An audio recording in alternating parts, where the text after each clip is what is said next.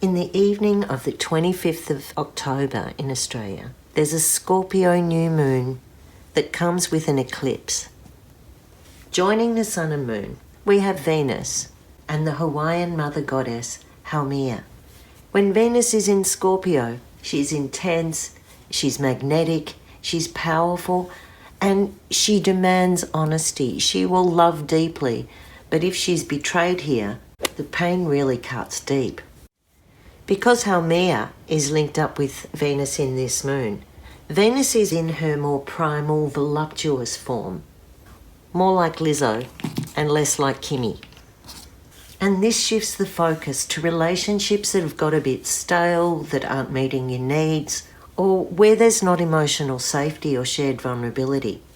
Haumea and Venus want new forms to come, and Haumea is unstoppable once she's started that creative process. But you can't help with Scorpio that the earth is going to be dug up. Something needs to be purified or detoxed with the raw truth exposed. This new moon with its eclipse is going to bring up a bit of the good, the bad and the ugly. So what's good? Here's the Sun, Moon, Venus and Haumea, this little group with the North Node just above. It's got a bit of aspect going to it, as you can see by all these lines, but those aspects are a bit wide. This is the aspect that I'm counting as a lifeline. It runs from Mars here in Gemini over to Mercury just at the edge of Libra. And it looks like there's a bit of action or initiative, some sort of support or backup protection, something that opens up the conversation where there's been a conflict into a more reasonable and fair outcome. And that's good news for the Scorpio moon. The other transit that's going to help this little bundle find new landscapes and create new outlooks is Jupiter, right here, reversing back into Pisces. This means there's less posturing, less bossiness, and more considering, collaborating and reconciling. Jupiter's move back into Pisces can also mean big water, and that's especially true while Mars is square Neptune at the moment. But until December this year, while Jupiter is back in its hometown of Pisces, it creates a buffer, a chance to redefine your direction and get back to a deeper sense of purpose, more meaning and wholeness in the outcome. Jupiter was at this threshold between Aries and Pisces in early May, and it coincides with the last eclipse we had. So we've got a real resonance of what was going on in that early part of May 2022 and what gets a reprieve or a revisit right now. Jupiter in Pisces can also bring up big emotion, fantasy, delusion and grandeur. So these are some of the things that you might be having another look at and what position you were taking in May 22. As Jupiter hangs out in Pisces, I would expect a more global response to issues like integrity or service and spirituality. That builds hope for the new moon series and the eclipse that's kicking up a shift. It means for the next few months that primal creative force and the force of the feminine that Haumea brings to this new moon gets a bit of support. What's not going so well are these squares. Mars to Neptune, Uranus to Saturn, and Pluto to Mercury, with this one putting on a hard edge and a do or die stance to the Mars trine. Here's Uranus, here's Pluto, here's Neptune, and here's Saturn. These squares are all kind of big guns. Uranus and Saturn have been at each other for nearly 2 years now, and they're finally starting to separate. That transit was present not only when Russia invaded Ukraine, but also in the last couple of weeks, when the bridge to Crimea was blown up, and the blow-up was seen as a birthday present for Putin. The Mars square Neptune transit was also present in the last moon. The absolutely awful daycare massacre in Thailand shocked people around the world.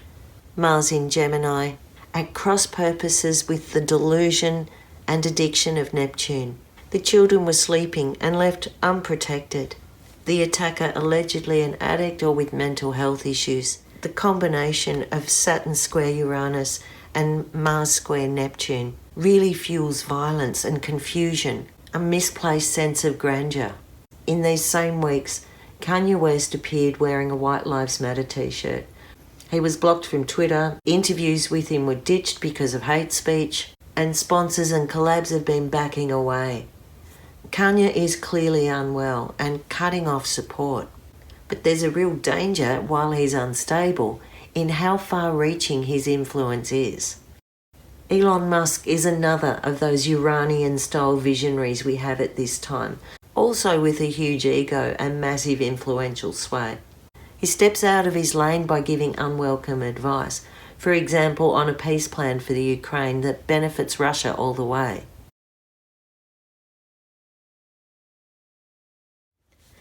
Uranus in Taurus has an infamy about producing this tyrannical kind of leadership. Trump was a Uranian type of leader, unreliable, off-kilter, and dangerously destabilising. President Putin's decisions around the war in Ukraine are also very Uranian. Normally secretive and strategic, there's now erratic moves for territory, brutality, and a stubborn streak that insists on going its own way. This Scorpio eclipse, and the one that's happening in a couple of weeks, is going to be pivotal in what looks like the rise of the erratic tyrant. And what's really putting the pepper in the pants? This Scorpio moon has a couple of quincunxes that push the tension further to a point of breaking. Pluto is quincunx Mars, and Neptune is quincunx Mercury. Quincunxes are also called inconjunctions because the planets involved have to really search with each other to find common ground. Neptune in Pisces wants things to just dream and evolve along as if magically from the subconscious. While Mercury in Libra, we'd rather have a checklist and accountability and to have a clear plan actioned off. The incompatibility between Pluto in Capricorn and Mars in Gemini is not a big thinker. It just wants to act with the smallest amount of detail, the least amount of planning. It just wants to learn as it goes along. But Pluto is very anti that kind of superficial approach. Pluto wants Mars to go in deep.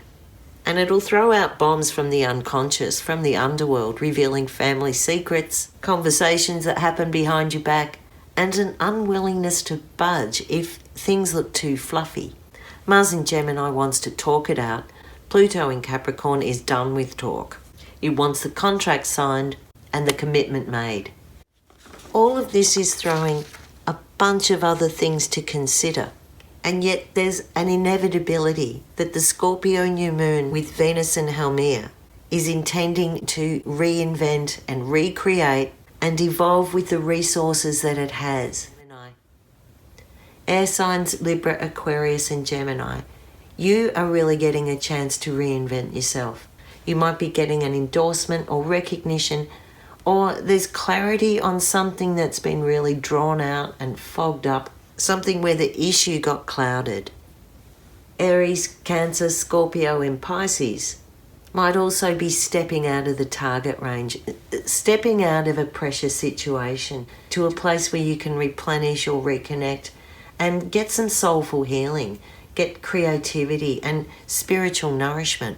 You fixed signs, Taurus, Aquarius, Leo and Scorp, you are also starting a new cycle and starting to feel where there's been restriction and tension has reached a point of no return, or you're willing to step back and make a sacrifice or compromise around it. This Scorpio eclipse is opening up the underbelly and releasing some of that dirt there to show the skeletons underneath and reveal the bare bones. Where there's been delusion and grandeur might be coming for a hard fall. Where there's been big talk and big ego, we start to see the vulnerability behind that. And where it's time to regenerate relationships and reforge a direction that gives more meaning and more purpose, less skimming over the surface. This eclipse is the one that's going to bring it up. And the next eclipse in 2 weeks is going to be hard to undo what's been started. I'm Merryl, and this is my mystery school. Like, follow, share and subscribe. If you want to know more, check out my channel or contact me through my website www.merrylkey.com. Blessed be.